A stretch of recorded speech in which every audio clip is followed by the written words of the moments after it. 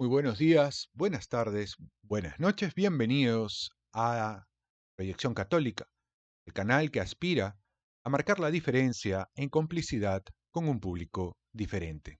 Hoy continuamos con la lectura de el libro Reflexiones al Viento de el hermano David Pacheco Neira, franciscano capuchino, quien hoy nos regala probablemente una reflexión en torno a un pasaje evangélico que nos interpela e interpela nuestra soberbia, nuestra falta de humildad versus la humildad de quien se siente pecador. Vivimos, de hecho, en tiempos en los que la hipocresía ha sido elevada a virtud y la humildad, en cambio, ha sido exiliada del santoral de los comportamientos sociales. Hoy, más que nunca, esta civilización de la autoafirmación y además del narcisismo rampante, que cree que salvarse por méritos de currículum vitae o méritos de posteo piadoso eh, es suficiente. En esta sociedad necesitamos volver a las páginas evangélicas, a no como quien hojea un folleto moralizante, sino más bien como quien bebe de un manantial que lo purifica todo por dentro. En pocas palabras, resultan tan punzantes, tan actuales, tan desesperadamente necesarias como esta que nos trae Lucas capítulo 18, versículo del 10, 14, el fariseo y el publicano. Aquí no se juega a una anécdota, sino a un drama teológico. Se trata de una simple comparación de actitudes, sino de una revelación fulminante, la de que Dios resiste a los soberbios y da su gracia a los humildes. Y la psicología queda desenmascarada, la falsa piedad es humillada y el verdadero rostro del creyente se manifiesta no en el que cree saberse salvo, sino en el que sabe que necesita ser salvado. Sí, pues comparto con ustedes las reflexiones que hace en torno a este pasaje evangélico el hermano David Pacheco, una serie de preguntas que nos va a interpelar y que nos obliga a pensar si realmente acudimos a Dios con humildad, sino más bien de manera autorreferencial. ¿La actitud del fariseo que se cree bueno o la actitud del publicano que se siente pecador? ¿Qué actitud tenemos? La actitud del fariseo, que cree conocer a Dios, aunque lo desconoce, o la actitud del publicano que lo conoce poco, pero lo conoce bien. La actitud del fariseo que se siente con derechos o la actitud del publicano que se siente con deberes. La actitud del fariseo que se compara con los hombres o la actitud del publicano que se siente indigno de compararse. ¿Qué actitud tenemos? La actitud del fariseo que pone su seguridad en sus acciones o la del publicano que pone su confianza en la misericordia de Dios. La actitud del fariseo que reza a un Dios mercantilista o la actitud del publicano que reza más bien a un Dios clemente. La actitud del fariseo que se alaba a sí mismo o la actitud humilde del publicano que alaba a Dios. La actitud del fariseo que se doblega ante la ley o la actitud del publicano que se doblega por humildad. La actitud del fariseo que reza por creerse bueno o la actitud del publicano que reza por querer ser bueno. La actitud del fariseo que cree estar cerca de Dios y está lejos o la actitud del publicano que cree que está lejos pero está cerca. La actitud del fariseo que agradece sentirse bueno o la actitud del publicano que se golpea el pecho arrepentido.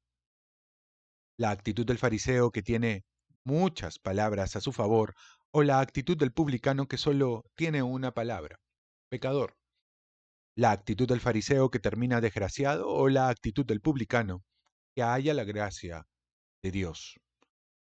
Señor, la actitud es lo que más cuenta en la vida ante tantas actitudes que puedo tomar. Concédeme la actitud del humilde publicano porque es la llave que abre el corazón de los hombres y tu corazón.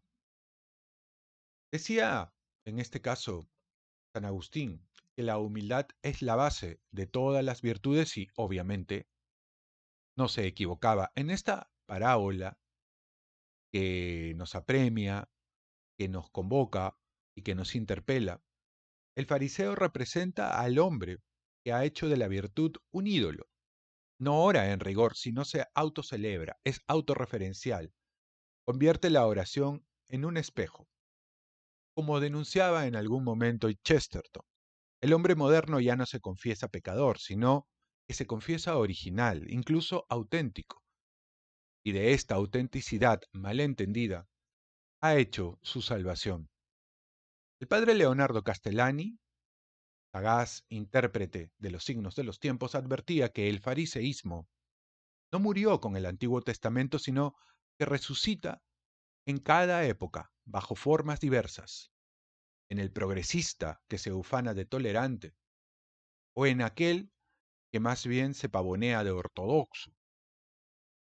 Como diría C.S. Lewis, el peor de los pecados es el orgullo espiritual, ese que se disfraza de rectitud y termina por instalarse como trono del propio ego. Santo Tomás de Aquino, por su parte, al abordar la virtud de la religión en la Suma Teológica, recuerda que la verdadera oración consiste en reconocer la majestad de Dios y nuestra propia pequeñez. Y esto se hace no con palabras rimbombantes, sino con el corazón contrito, cor contritum et humiliatum Deus, non despicies. El publicano, con una sola palabra, pecador, abre el cielo. El fariseo, con su letanía de méritos, no logra sino cerrarlo. Desde la teología católica, esta parábola se convierte en una catequesis viva. No somos justificados solamente por nuestros méritos. Las obras son necesarias como fruto de la gracia, sino por el reconocimiento de nuestra propia indigencia espiritual. La actitud del publicano es la del alma que ha comprendido que todo viene de Dios y que su miseria, si es ofrecida con humildad, se convierte en un altar.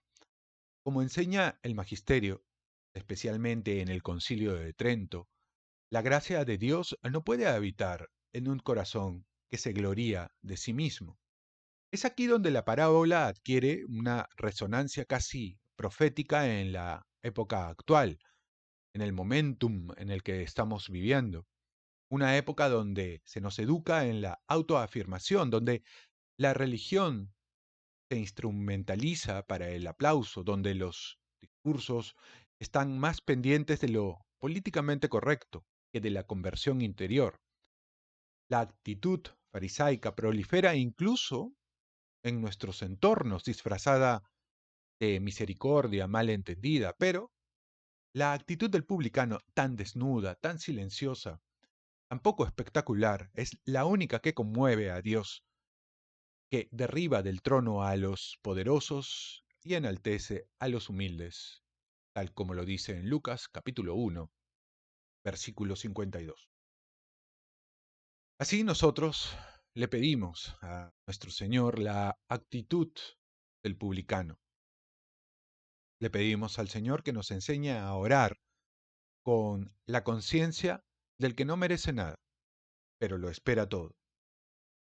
Le pedimos al Señor que nos libere del espejismo de la virtud sin caridad, de la corrección sin compasión, del dogma sin temblor, porque su gracia y solo su gracia puede ayudarnos a tener un corazón abierto.